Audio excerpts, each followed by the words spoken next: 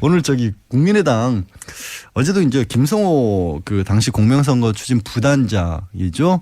오늘 새벽에 귀가를 했어요. 거의 19시간 가까이. 이게 지금 뭐 원래 모든 사안이 그렇습니다만 한 1, 2주 크게 집중적으로 보도하고 나면 그 사안이 점점 잊혀지게 마련이긴 한데 네. 그러다 보니까 끝난 줄 아는데 끝나지가 않았어요 아직.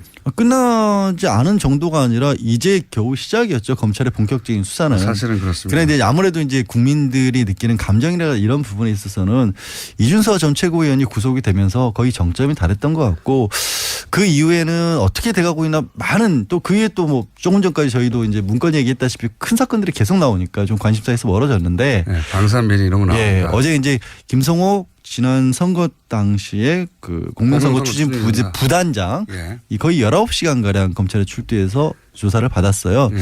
원래 이분은 이제 그 기자 당시에 왜 또 기자 출신이란 것까지 강조를 한 하시고 분은 법조인 출신이고 예, 한 분은 검사. 예, 부장검사까지 하셨다가 변호인으로 변호사 한 지 한 10년 가까이 되셨고 한 분은 어제 조사받으신 분은 이제 기자 출신이고 기자와 검사와 힘을 합쳐서 공명선거를 추진하는 단을. 그러니까 구성은 좋네요. 그리고 단장은 이용주 의원으로 검사 출신이고. 부장검사 출신이었고 예. 직전까지 검사를 하다가 현역 이제 의원이고. 현역 의원이셨고.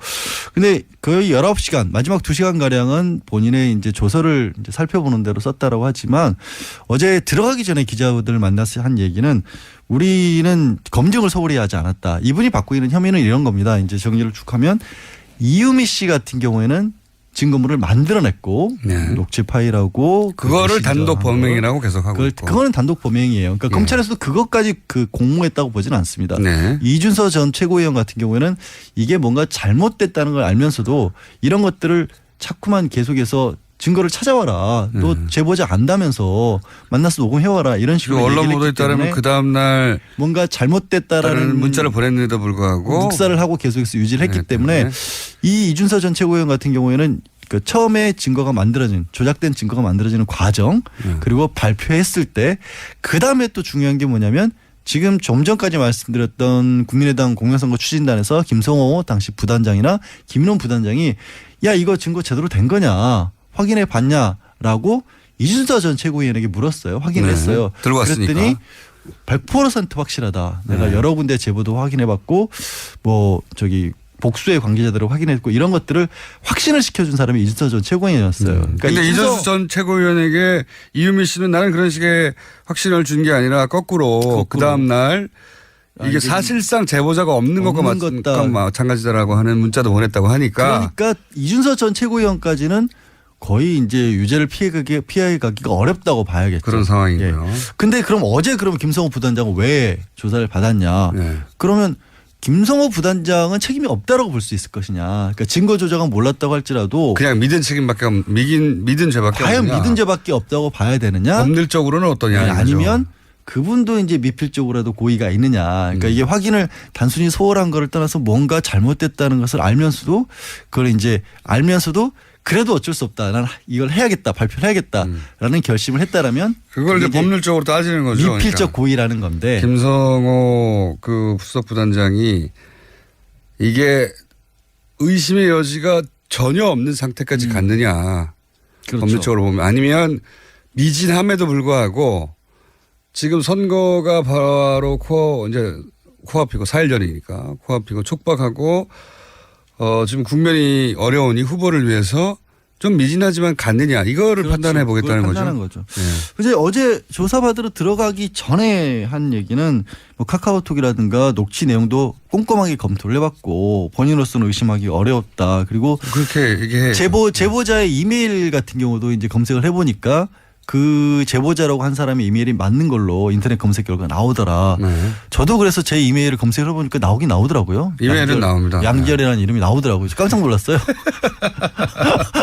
그거 대단하다고. 아니, 그러니까 저는 그런 걸 해본 적이 없으니까. 네.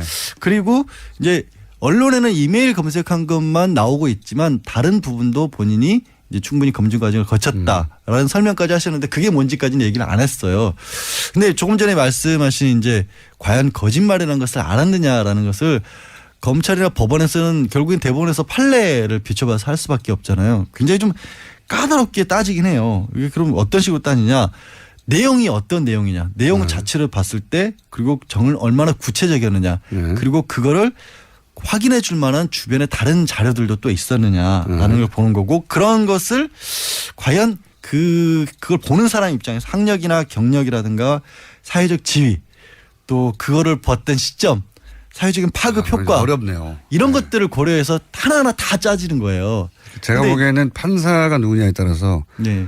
성향에 따라 크게 갈릴 수 있는 사안이라고 그러니까 봅니다. 그럴 수도 있고, 그만큼 이게 중대한 사안이기 때문에 그렇죠. 우리 예를 들어서 이 허위사실 공표죄와 관련해서는 빼놓을 수 없는 분이 정봉주 전 의원 같은 그렇죠. 경우거든요. 예. 정봉주 전 의원 같은 경우에 법원에서는 그때 당시 어떻게 봤냐면 뭐 인터뷰라든가 예. 뭐 영상, 뭐 이명박 전 대통령이 회사를 만들었다, 뭐 이런 얘기들도 했는데, 충분히 있는데. 그리고 사무실에서 인터뷰한 내 것도 회사라는 있었고. 얘기 동영상도 있고. 근데 그런 걸 믿은 걸로도 이거는 부족하다고 했거든요. 그 굉장히 그것도 대법원에서 확정 판결을 났지 네, 않습니까? 대법원에서 그래서 실형까지 이제 1년 복역을 갔잖아요. 하셨던 그런 경우이기 때문에 그 경우에 비추면 사실 굉장히 어려운 거고요. 어려운 거라고 근데 정봉주 볼수 전 의원의 그 판결이 정상이라고 볼 수는 없거든요. 그러니까 지금 말씀하신 것처럼 이제 네. 판사가 어떤 성향이냐는 거는 그렇게 얘기를 할 수도 있는 거죠. 너무나 이때 정치인 정봉주 전 의원은 이제 보복을 당했다고 봐야 되는 거군요. 이제 더군다나 사실 그렇게 보는 게 맞죠. 지금 BBK 네. 사건 자체가 문제가 있다는 거는 여러 가지 경로로 확인이 됐기 때문에 지금 본인도 이제 억울하다고 김경준 씨도 다시 이제 법적 소송을 할지도 모른다는 움직임이 나오고 있지 않습니까?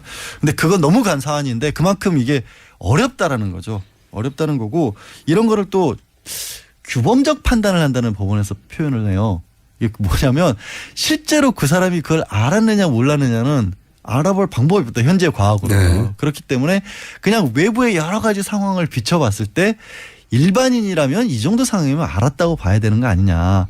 플러스 거기에 그 행동을 한 사람, 그러니까 여기서 김성호 단장 개인은 어떻게 봤을까, 두 개를 겹쳐놓고 봐서 판단을 한다는 건데 이것도 참 어렵죠. 말하면서 저도 어렵네요. 저는 이거는 제가 보기에는 양측이 어떤 증인을 불러오고 그리고 판사가 어떤 성향인가에 크게 달라질 수 있다고 보는 게, 예를 들어서 그 저한테 충분히 검증된 거냐 이때 이 단장 그 공명선거 추진단에 충분히 검증된 거냐 묻는다면 저는 부족하기 짝이 없다라고 생각하는 것이, 이런 제보를 받았을 때 결국은 그 제보를 잘못 터뜨렸을 때 반작용으로 소송을 많이 당해왔기 때문에 잘못 터뜨리면 그러니까 잘못 터뜨려 소송을 당했다보다 제대로 터뜨렸는데도 5천 살인 사건의 문제제기를 제대로 했는데도 몇 년을 고생했거든요. 네. 그러니까 조금의 하자도 있으면 안 된다는 생각을 항상 하게 돼요.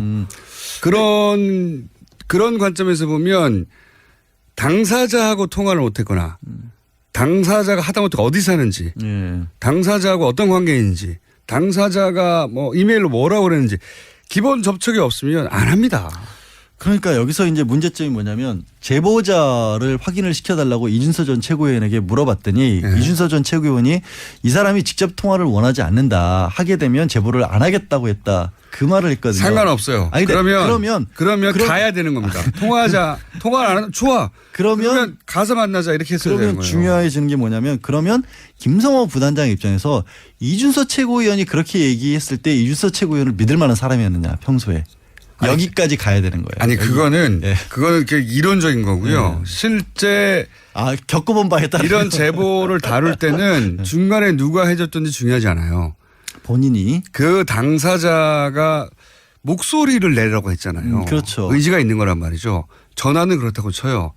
그러면 사람을 보내거나 어디서 만나자고 하거나 따로. 그러니까 이게 항상 양면성이 가진 게, 그때 당시 폭로했던 게 5월 5일이었잖아요. 네. 대선이 얼마 앞두지 않은 상황이었단 말이에요. 그러면 그렇게 시간이 촉박했기 때문에 다소 무리해서라도 발표할 수밖에 없었다고 볼 것이냐, 아니면 그렇게 시간이 얼마 안 남았는데도 불구하고 반박할 시간 없이 이렇게 발표한 게 잘못이다고 볼 것이냐. 이게 같은 사안에 대해서 정말 양쪽 입장이 첨예하게 갈릴 수가 있는 그게 거예요. 이론이 아니라 진짜 제보를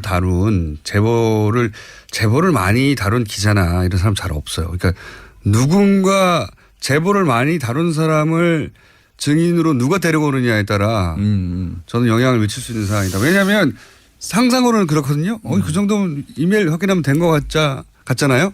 아니에요.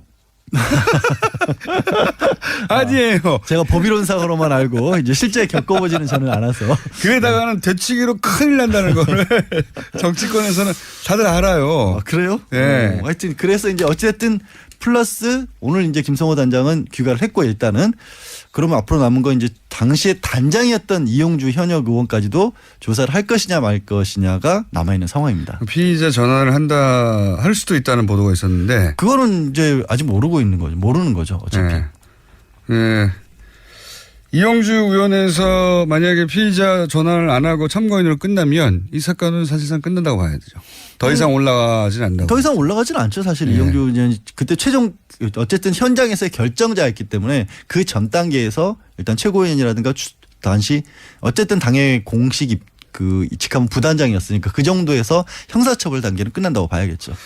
알겠습니다. 이용주 의원이 피의자 전환이 되냐 안 되냐에 따라서 이 사안이 어디서 끝이 나느냐가 판가름 될 것 같다. 오늘의 포인트고요. 제보자는 꼭 만나야 된다는 제보자는 것은 제 얘기가 아니라 네. 경험자로서 전문 피해자로서 안 온다고 하면 가면 되거든요. 아, 공장장이. 어려운 일이 아니에요. 네. 알겠습니다. 아니면 내가 믿는 사람 누군가를 보내든가 직접 가는 게 그러면. 하나 배웠습니다 오늘 제가.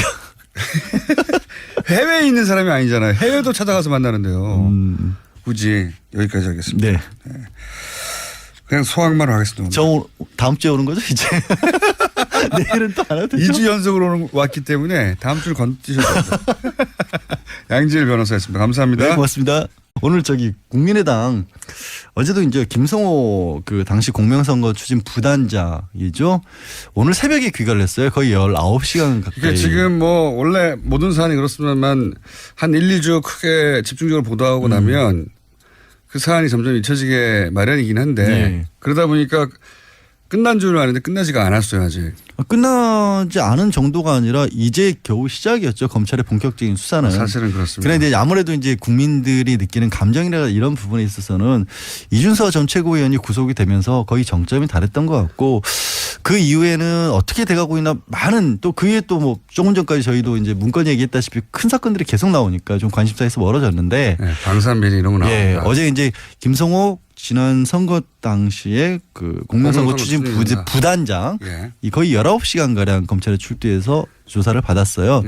원래 이분은 이제 당시에 왜 또 기자 출신이란 것까지 강조를 하시고. 한 분은 법조인 출신이고. 예, 한 분은 검사. 예, 부장검사까지 하셨다가 변호인으로 변호사 한 지 한 10년 가까이 되셨고 한 분은 어제 조사받으신 분은 이제 기자 출신이고. 기자와 검사가 힘을 합쳐서 공명선거를 추진하는 단을. 그러니까 구성은 좋네요. 그리고 단장은 이용주 의원으로 검사 출신이고. 부장검사 출신이었고 예. 직전까지 검사를 하다가 현역 의원이셨고. 근데 유지를 했기 때문에 이 이준서 전 최고위원 같은 경우에는 처음에 증거가 만들어진 조작된 증거가 만들어지는 과정 그리고 발표했을 때 그다음에 또 중요한 게 뭐냐면 지금 좀 전까지 말씀드렸던 국민의당 공명선거 추진단에서 김성호 당시 부단장이나 김인원 부단장이 야 이거 증거 제대로 된 거냐 확인해 봤냐라고 이준서 전 최고위원에게 물었어요. 확인했어요. 네. 들고 왔으니까. 그랬더니 100% 확실하다. 내가 여러 군데 제보도 확인해 봤고 복수의 관계자들을 확인했고 이런 것들을 확신을 시켜준 사람이 이준서 전 최고위원이었어요. 그러니까 이준서 전 최고위원에게 이유미 씨는 나는 그런 식의 확신을 준 게 아니라 거꾸로 그 다음 날 이게 사실상 거의 19시간 마지막 2시간 가량은 본인의 이제 조서를 이제 살펴보는 대로 썼다라고 하지만 어제 들어가기 전에 기자들을 만나서 한 얘기는 우리는 검증을 소홀히 하지 않았다. 이분이 받고 있는 혐의는 이런 겁니다. 이제 정리를 쭉 하면 이유미 씨 같은 경우에는 증거물을 만들어냈고 녹취 파일하고 그거를 단독 범행이라고 계속하고 있고. 그거는 단독 범행이에요. 그러니까 검찰에서도 그것까지 공모했다고 보지는 않습니다.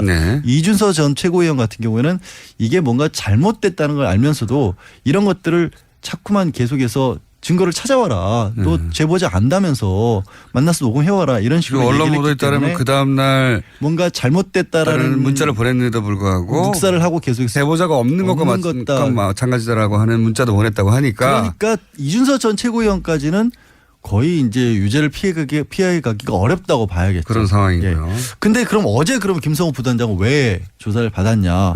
그러면 김성호 부단장은 책임이 없다라고 볼 수 있을 것이냐. 그러니까 증거 조작은 몰랐다고 할지라도 그냥 믿은 책임밖에 믿은 죄밖에 과연 없느냐. 믿은 죄밖에 없다고 봐야 되느냐. 법률적으로는 어떠냐. 네, 아니면 그분도 이제 미필적으로라도 고의가 있느냐. 그러니까 이게 확인을 단순히 소홀한 거를 떠나서 뭔가 잘못됐다는 것을 알면서도 그걸 이제 알면서도 그래도 어쩔 수 없다. 난 이걸 해야겠다. 발표를 해야겠다라는 결심을 했다라면 그걸 이제 법률적으로 따지는 거죠. 미필적 고의라는 건데. 김성